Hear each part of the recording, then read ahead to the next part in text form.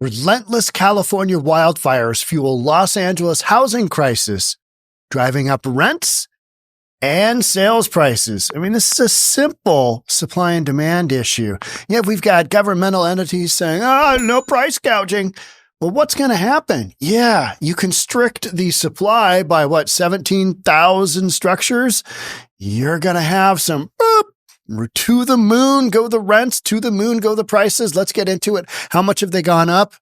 Let's talk about it. Here we go. New report shows how much rent prices increased across Los Angeles after the wildfires, despite laws preventing price gouging during emergencies. According to advocates who track rent prices, some listings hiked far above the 10% legal limit. The study by the Rent Brigade found that more than 1,300 listings on Zillow appeared to have violated the ban. The study's authors say West Hollywood, Malibu, and Venice had the most listings that appeared to be over legal limits. In some cases, home rental prices spiked 75% more than they had been listed in previous weeks. I mean, when you hear the legal limit in California, I mean, is anything off limits in California? You know what I mean? I mean, it doesn't feel like it. I mean, I'm talking anything goes. Criminal activity, just run into a store, broad daylight, have a mask on, steal a bunch of stuff, steal jewelry, just run out, take somebody's car, hijack somebody's car. You've got ongoing criminal activity day after day after day. We see it all day long in the media. We've got car chases. We've got helicopter chases. We've got all kinds of stuff, not only in LA, in other, cities as well. This is going on. New York, prime example. Chicago, just shooting each other like there's no tomorrow. Seattle, one of my stories I just read is 3:00 in the morning. Two guys stole a fork loader from a construction site and tore out two ATMs from a credit union. Yeah, just middle of the night, just tearing stuff out. I mean, it's a free-for-all in the big liberal blue cities. It's a free-for-all. So when you've got a supply issue, meaning supply has been constricted by, horrific, horrendous forest fires, it's not shocking this is going to happen. And then you've got the politicians going, we're not going to have any price gouging here. And you're like, yeah, you are. You're gonna. And you're not going to be able to do a damn thing about it. You're going to pick one or two poor real estate agents and go, that guy. And they're going to stick this all on him. And he's going to probably get a felony, lose his license, become the poster child for don't raise the rents in the event of a natural disaster. Recent infernos in Southern California have ignited a housing crisis. Rental prices exploding and home values reeling across the region, according to one senior real estate analyst. I mean, we knew this was going to happen to rental prices because, people aren't going to necessarily going to just go buy a home to stay in. But now they're thinking about that. That's $2 million. That's cheap. I'll take two. I need to put my mother-in-law somewhere. People in the Pacific Palisades have that kind of money. People in the other communities, not as much, right? Altadena, whatever that is. Los Angeles rental market is experiencing a surge in demand from those who lost their homes or can't return to them after getting severe damage from recent wildfires. So, and the amount of time it is going to take to rebuild these areas, years and years and years and years, because the amount of regulation on top of all the permits they got to pull, on top of there's going to be no builders around, they're all busy, on top of you can't get a insurance policy. Try rebuilding something if you got a mortgage on it, and your lender is going to say, hey, we need you to get a fire insurance policy. Are you in a fire area? Well, my home just burned down, so I'm going to, go out on a limb and say yes.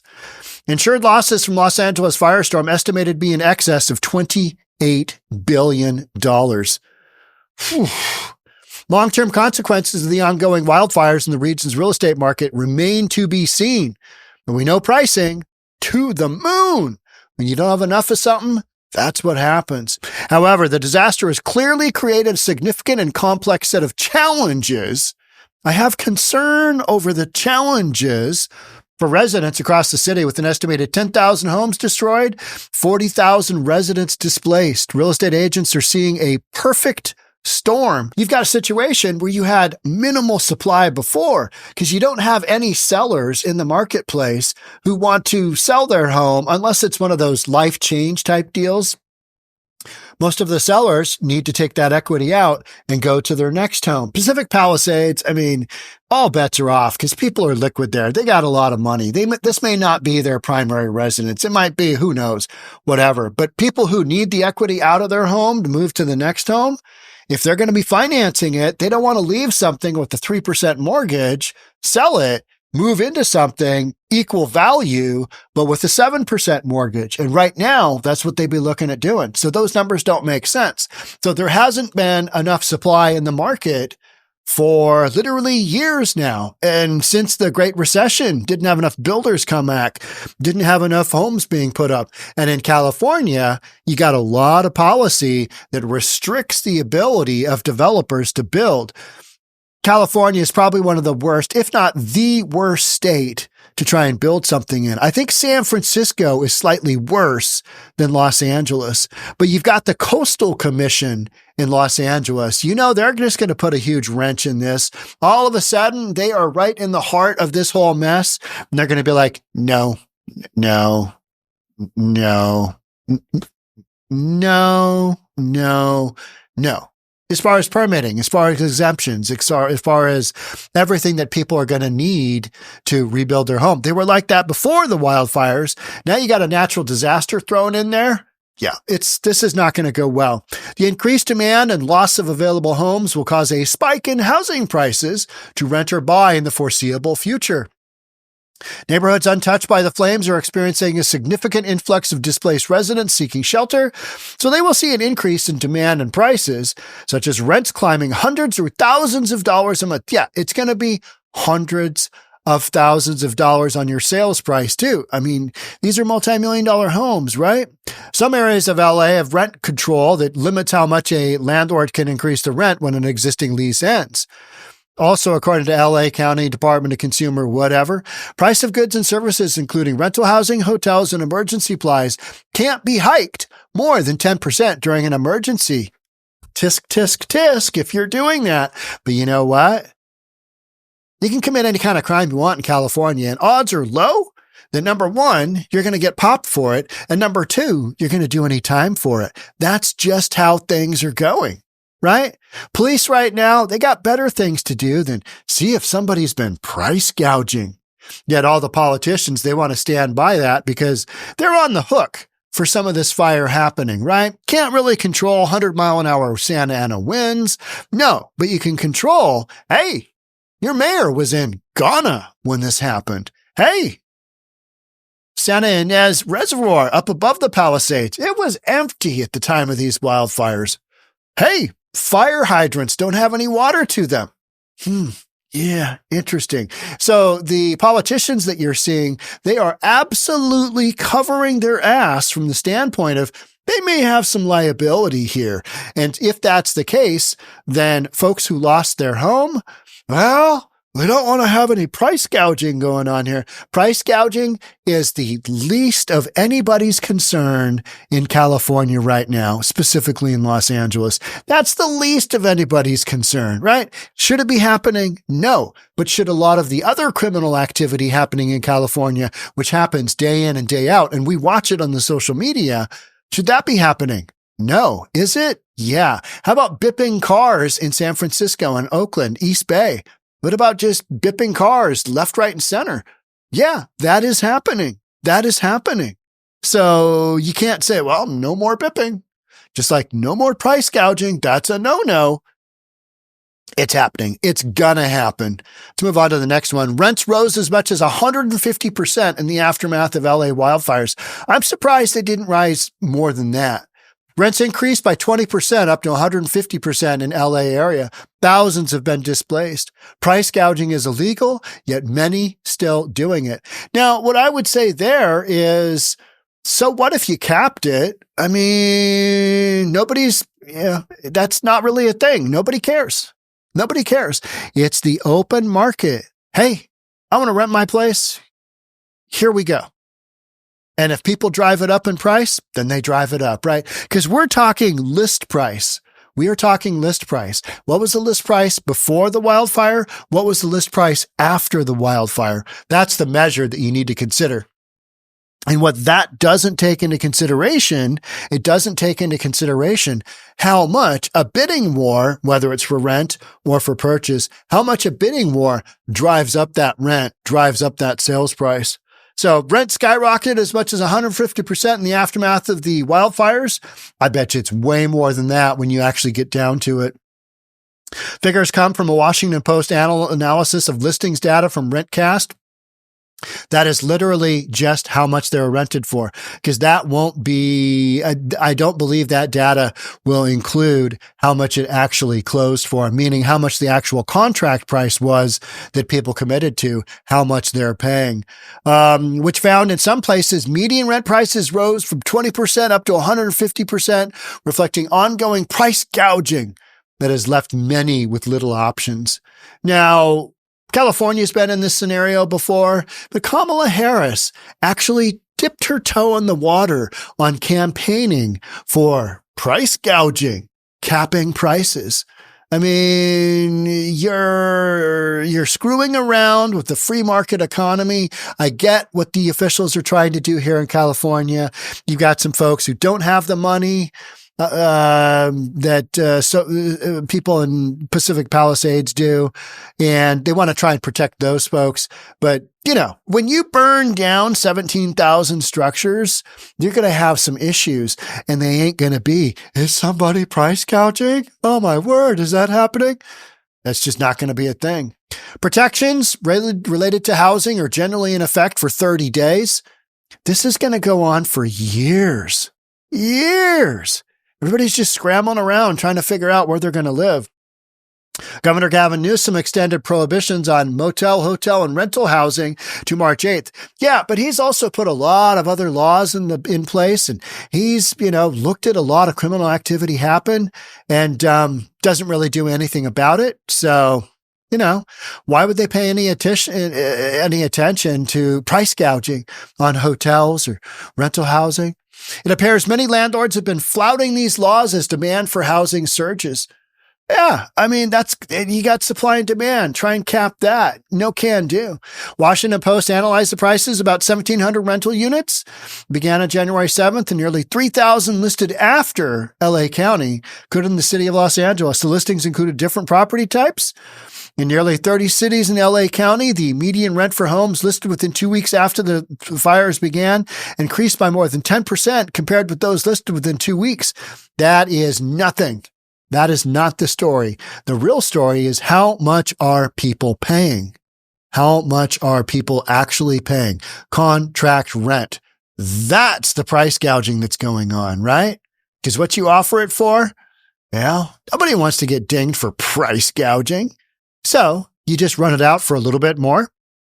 And as your advertisement goes, then you see what people offer. Well, I got $10 million in the bank. I'm willing to pay you up front 2 years for that lease, and I'll give you an equal amount for damage deposit. Does that work? Give you $4 million, whatever it might be, right? A bunch of that's deposit, bunch of that's rent. You got stuff renting 40, 50 grand a month. I mean, it's just utter insanity. People who have that kind of money to spend on rent, they're going to make these numbers just go whoop, straight to the moon. California Attorney General Rob Bonta is investigating tips of rent gouging. Doesn't he have anything better to do? Like maybe figure out the cause of the wildfires? Ooh, yeah, no, Sean, we can't be doing that. Got to let the fire department handle that, right? But, there's an attorney general in California doing something just absolutely useless. He's going to investigate tips of rent gouging. And so far has issued more than 500 warning letters to hotels and landlords accused of violations. How about the people getting their cars stolen? How about the businesses being broken into? How about people being murdered? How about people being stabbed? Women being raped? What about that kind of criminal activity? Instead, you're going to go after rent gouging? Okay. All right. Yeah, I see where our priorities are. How about getting rid of some of the the criminal illegal aliens? How about deporting some of them? Now we're talking, right? Now we're talking. Yeah, no. sanctuary state, right? I think California's sanctuary state. Wildfires have destroyed at least 10,000 homes and more expected to crumble, creating more of a demand for places to live. Yeah. I mean, this is not a difficult thing to figure out. Here's Fortune with listed rent soared more than 200% in parts of LA after the fireworks, despite anti-gouging rules. This is a known quantity. Man, look at it along the beachfront there. That just literally looks like a bomb went off, doesn't it? Just down to rubble, absolute rubble. Pacific Coast Highway. Oh man, that just sucks. It's literally going to be years and years and years before all of this is rebuilt. And what I've talked about so many times is that you've got layers and layers and layers of bureaucracy for people to build homes in California. And that's once you get a building permit. None of these homes most of them are older homes, right? Nobody has a set of plans sitting around. So it's going to take you time to get that up and just drawn. Architects are going to be wildly busy. So just your architect's plan submitted to the city, submitted to the county, whoever they submit them to, probably Pacific Palisades, get them through all that, get them through the Coastal Commission, get them through the 15 or 20 various permits that you need. And then you go out and find a contractor and then you start building. And then you got to go through all of these, city officials coming to check off various portions of your permitting. Meanwhile, 10,000 homes are being built, right? I mean, this is the forever project because so much big money is involved and so many people that, have resources to be able to make this happen are all competing for a very finite amount of not only building resources, but architects, contractors, permitting officials. The list just goes on and on and on and on. So not only do you have rent prices going up, not only do you have, purchase prices of homes going up, but everything related to that sector of housing in general in California, that is, it's going to be virtually impossible to navigate this inside of years and years and years and years. I just don't see any way. And if you fast track that, you are now building a bunch of crappy homes because you've got to cut a lot of those processes that are meant to, they're in there, they're meant to provide some safeguards like building code. Yeah, building code. It's actually necessary because then people can't just build whatever the F they want. Yeah, look at my structure. It's great. Yeah. Dad fell through the second floor the other day because, the subflooring wasn't exactly built to code. Know what I mean? Yeah. So you're going to have instances of that if you cut a whole bunch of corners. So there's no easy way to work your way through this process. And I agree with Josh Altman. He's a Los Angeles millionaire listing, whatever it is. I don't even know. I've watched him a bunch and he says that over 50% of those in the Pacific Palisades, they're basically just going to sell their vacant dirt and move on with their lives. Because by the time these homes are able to be constructed, it's going to be years down the road. They're going to have their kids in a different school. They're going to have this going on. They're going to have that going on. They're going to finally figure it out. Their insurance company's going to pay them if they had insurance. And if they don't have insurance, they're probably just going to say, we need to sell this lot. Who's buying? Who's buying? Somebody will buy up that dirt. That dirt is expensive. But then you've got that whole, hey, are you in a fire zone? Yeah. All right. What are we going to do about it? What's going to be done about it? And that's the great unknown, right? That's the great unknown. We don't really know how all of this is going to go. What we do know is that if you're looking for a rental house, it's going to be tough. Good luck out there. All right. That's it for me on this one. Thanks so much for being here. I'd love to have you subscribe, hit that notification bell, do all that good stuff, and I'll see you on the next one. Bye for now.